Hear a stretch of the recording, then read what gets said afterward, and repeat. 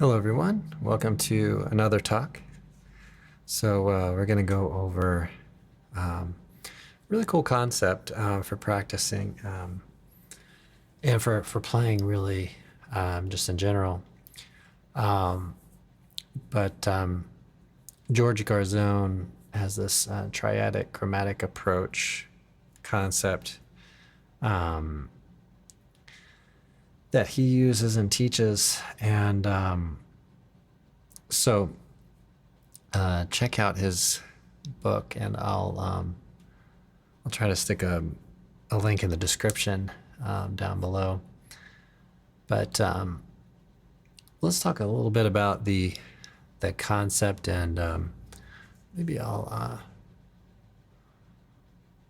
read through one of a little bit of a solo excerpt or something that he plays. I think he's got some excerpts in here. And I may have done a similar talk to this before, but anyway, so this is kind of a cool approach that you can take to get outside a little bit. And I think in a sense it's coming out of the tradition of Coltrane and some of so it's I almost see it as like kind of a different angle on that. So let's maybe go over the basic principles here that he talks about. So he says the triads must be connected with the half step in between. Okay. And the same inversion cannot be repeated back to back. Okay. So he's got an example here of a C major triad. Okay. So it says after playing C, E, and G ascending, play either one half step up or one half step down. Okay, so we get or okay. The next triad, he says, can be any triad except for A flat, major, and root position. So the reason is for that rule that he gave earlier. So we would not do like that. Okay, he doesn't want you to do that. So he wants you to do like something like that, or so that would be second inversion. So, or you could do third inversion.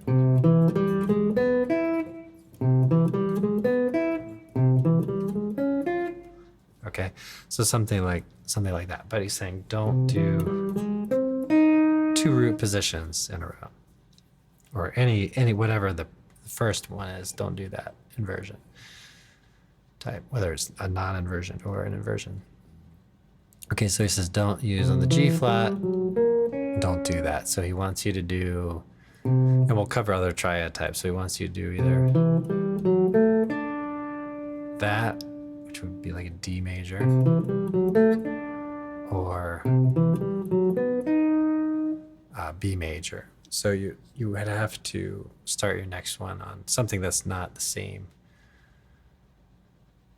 inversion type. Okay.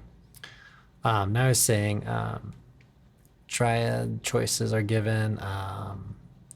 So he gives a couple examples, and he's saying maybe give it a different direction, right? So I just gave some examples of going kind of in the same direction. Okay, so he's saying maybe go in a different direction, at least for the first interval. So it may play something like.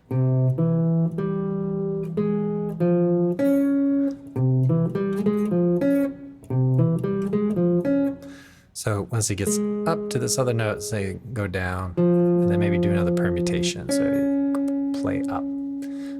But otherwise, you could do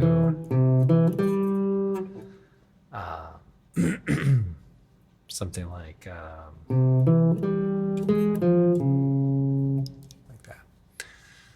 All right.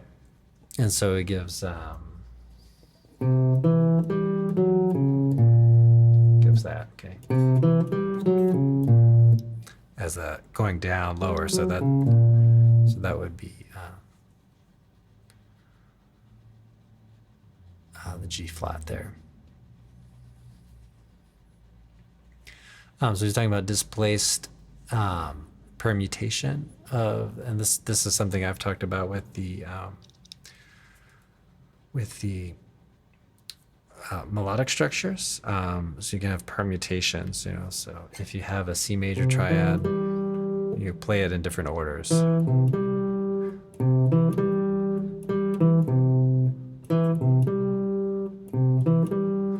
Okay, so just kind of mixing it up. So, but he's saying that, yeah, so you're starting on the root. If they begin on the root, then you're considering them as root position.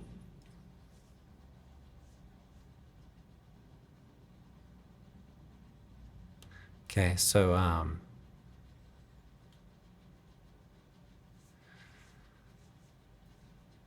so saying, okay, so this is interesting. Root position, therewith begin with the root of the chord containing notes C. However, the sound of the C major triad is affected by example 4B. So it's got, as the third E and the fifth do not sound in the traditional order. Okay. Once a triad is permutated, it is treated as a different inversion in this concept. Therefore, the same inversion can be repeated back to back as long as one of the two triads is displaced. Okay, so that's kind of interesting. All right, so you could maybe say,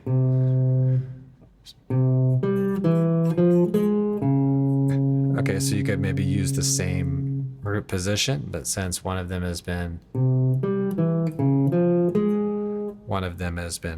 permutated, then it kind of changes that rule.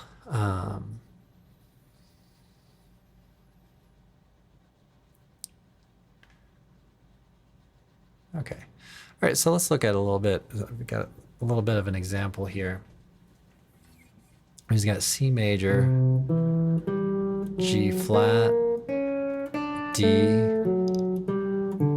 G, E, F, sorry, and D flat.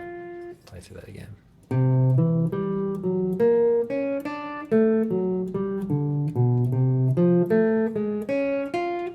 So you can see it really pulls you in these different directions.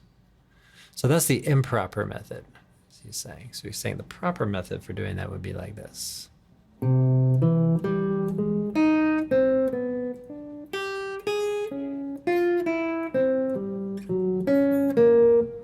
Okay.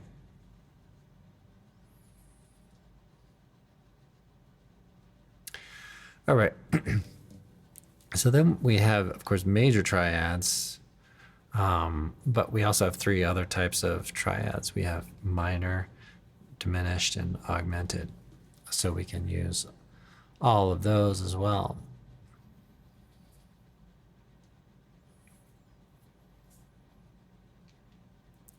Okay.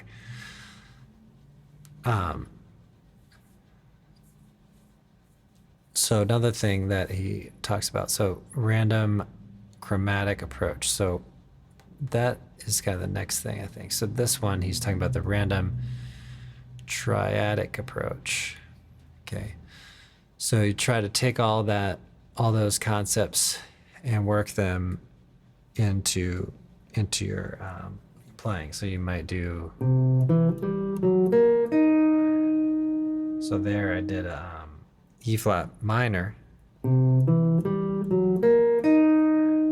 there, and I chose a different inversion. So C major. Right. Now, if you do triads, if you keep it to 3, then you're going to get this kind of neat off-kilter sound that kind of bounces back and forth. But you could also maybe make more than, you could have 4 notes, just have one note that's repeated.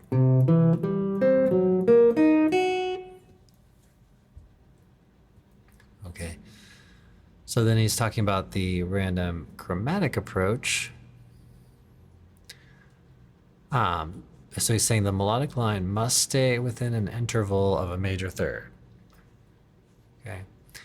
The same intervals cannot be repeated consecutively in the same direction within that chosen major third. Okay. So he doesn't want you to do those two things. All right, so you can have these different intervals. So you have major third. So we could have a half step, whole step, minor third, and a major third.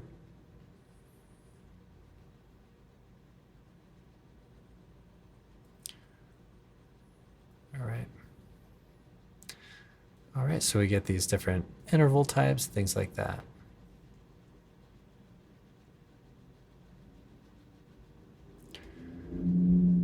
All right, so he's giving us, again, some improper methods.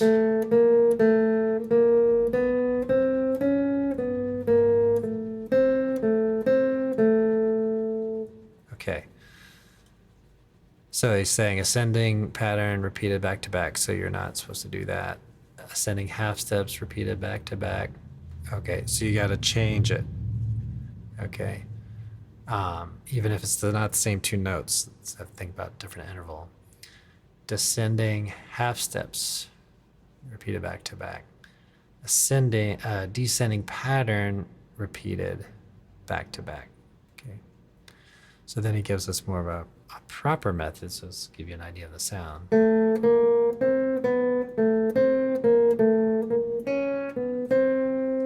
Okay, so you can see we go half step, whole step, half step, whole step, minor third, whole step, half step. Okay, now it's going a different direction. Augmented second, whole step, half step. Okay, so then you really think about your intervals and how that works.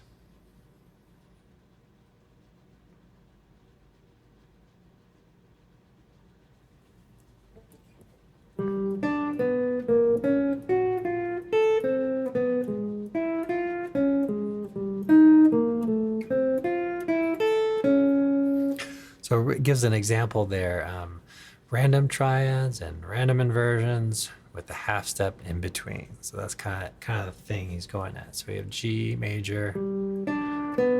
Okay, we have G flat, F, E, D flat, E flat, F, C, E, A, excuse me. All right, so I guess the second line and also, so go a little further here.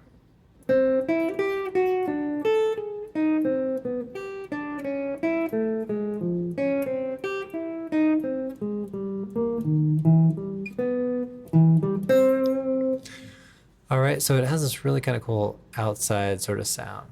Minor triads here.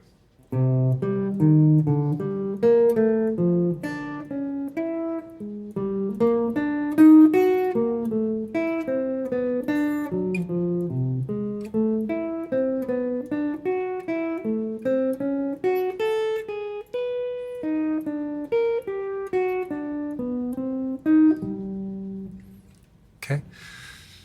So those are the ideas of the minor triads and random inversions, half steps in between them. All right, and then he gets into these random chromatics within a major third. Okay, so this is kind of interesting.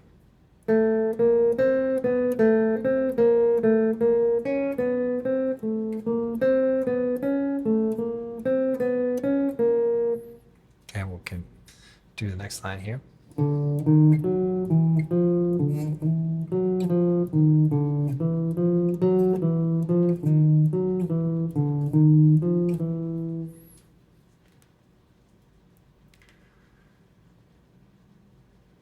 Okay. Free random chromatic movement over the octave. Okay, so here he's saying You play A. Let's see where he does that. He's gonna go. Okay, so what he's saying is that's the major third, and you could do a 10th. I think that's what he's going at there.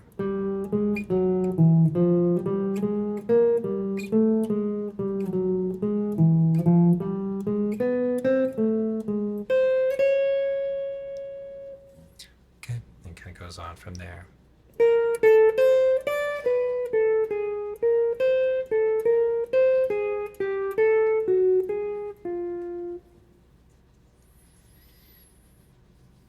Okay, so it gives a lot of examples of these and what you might try to do. So I'll go ahead and play a few other examples, but it gives an example of a chord, and then you'd play over this chord. So I'll have to do this in the other studio space and get some backing tracks too, so we can really hear some of the dissonance.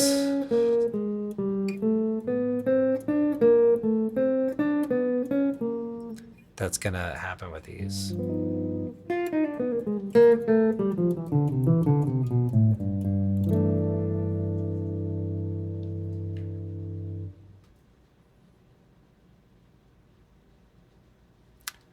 All right, well, let's play through a few more examples, just kind of get the idea of how this all kind of sounds.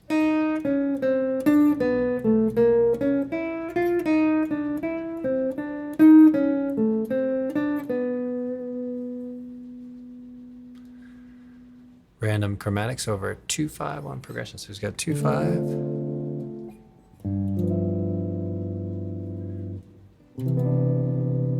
And C major.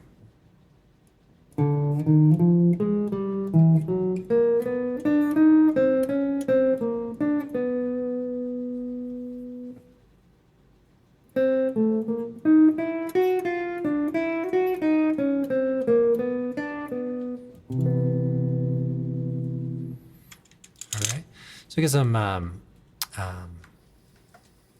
examples of how that kind of fits together for us. So it's a really cool sound, and I think it's kind of one of those things that you could one of tools that you could kind of put in the toolbox, I guess you could say.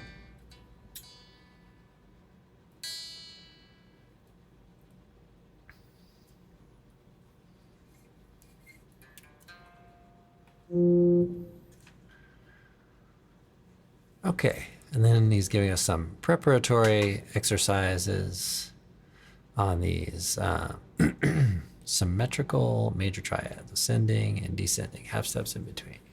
So giving us some exercises here to play.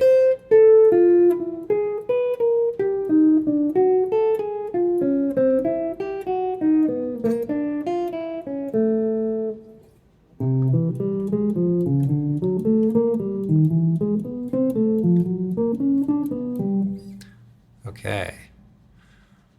Cool, and gives us some pentatonic type things to work with too.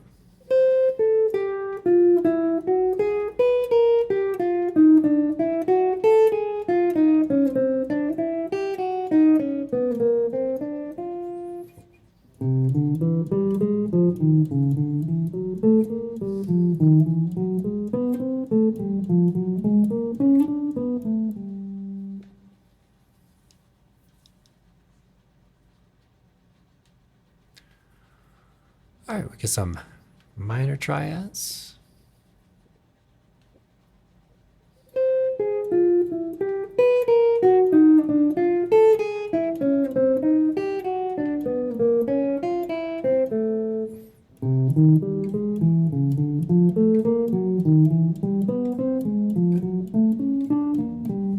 Now these they can kind of lull you in on guitar because we can just kind of play that same shape. So you might even try to practice them, maybe moving.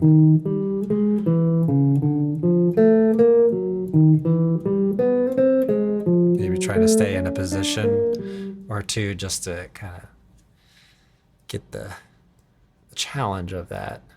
Okay. It's got some minor pentatonics here. Let's hear those sound. Let's see, how do we want to play this?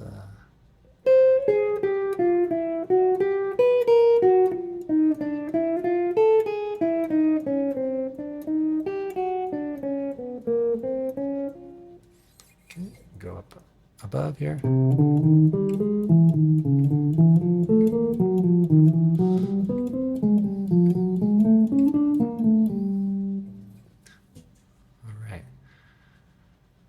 All right, so pretty cool. And then it's going to give us some chord changes to kind of practice all that with. So let me know what you think about this video, and if you're interested in pursuing this further, I'll talk about it a little bit more for us. But thanks for checking out this video. I hope you enjoyed it, and I hope you have a great practice session with it. All right, everybody. Well, I'll talk to you all in the next one.